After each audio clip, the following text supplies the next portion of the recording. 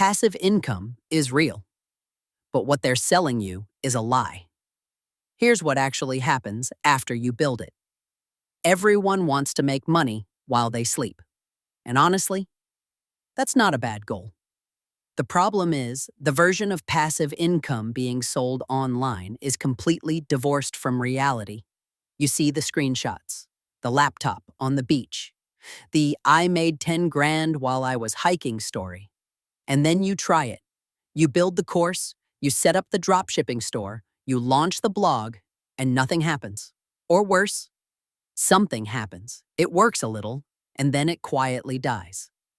This video isn't here to kill your dreams. It's here to save you years of wasted time. I'm going to break down the 5 things nobody tells you about passive income. The things the gurus conveniently leave out of their sales pages.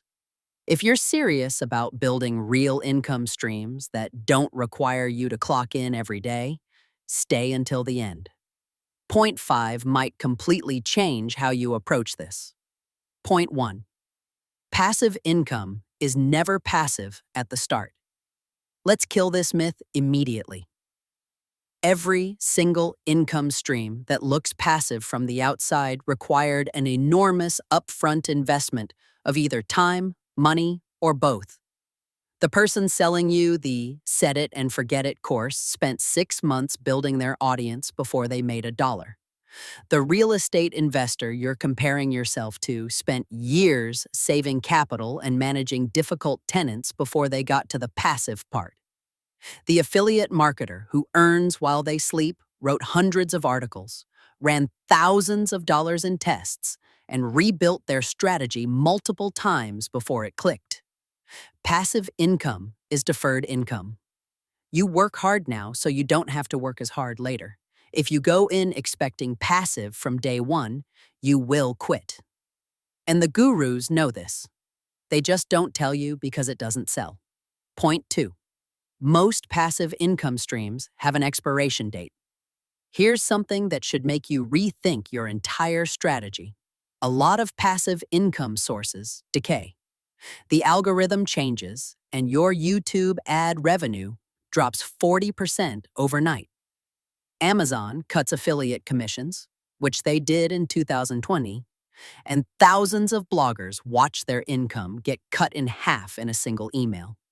A competitor launches a better course and your sales dry up. Platforms die. Niches get saturated.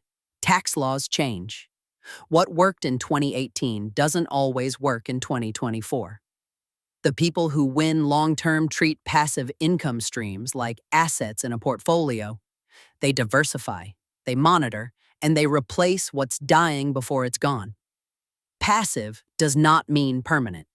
You need to be paying attention even when you're not actively working. Point 3. The math is harder than they make it look. This is the one that trips up almost everyone. Let's say you want to replace a $60,000 salary with passive income. Sounds reasonable, right? Now, let's run the actual numbers. If you're building a dividend portfolio, you'd need roughly $1.2 million invested at a 5% yield to generate 60 grand a year. If you're selling a digital course at $97, you need over 600 sales a year. That's 50 sales a month, every month without burning out your audience. If you're doing rental income, after mortgage, maintenance, insurance, and vacancy, your net might be $400 per door per month, meaning you need 12 to 15 properties to hit that number. None of these are impossible, but none of them are easy either. The gap between "I made $1,000 passive last month" and "I replaced my income" is massive. Plan for the real math, not the highlight reel. Point 4. You need active income to fund passive income. This is the part nobody wants to hear because it feels like a catch-22. But it's the truth. Almost every legitimate passive income strategy requires capital, and capital comes from working. You need money to invest in real estate. You need money to run ads and test funnels. You need money to hire writers, designers, and editors to help you build content at scale. Even time-based strategies like building an audience still benefit massively from being able to pay for better equipment, coaching, or tools. The smartest move most people miss is this: optimize your active income first. Get better at your job. Freelance on the side. Consult. Sell a skill. Then systematically funnel that into building income streams that compound over time. Trying to escape active income before you've used it as a foundation is like trying to build a house without buying the land first. Point 5. The most successful passive income earners think like business owners, not dreamers. This is the mindset shift that separates the people who actually build something from the people who buy another course and do nothing. Passive income is a business outcome, not a lifestyle hack. The people making real money treat it like a CEO treats a company.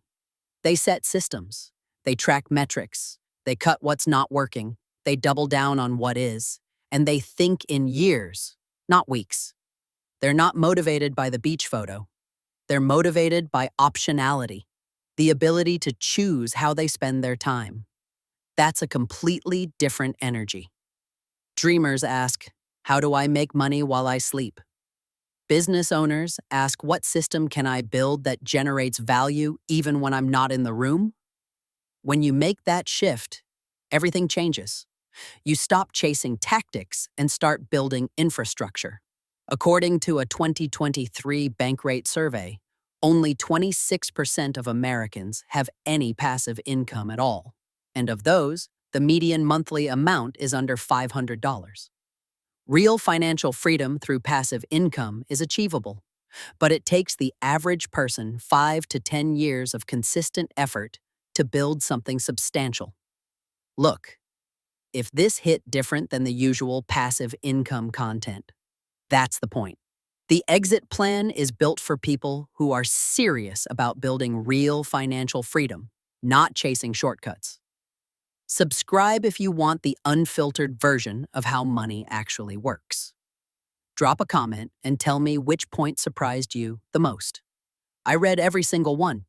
And if you want to go deeper, check out the resources linked below. I'll see you in the next one.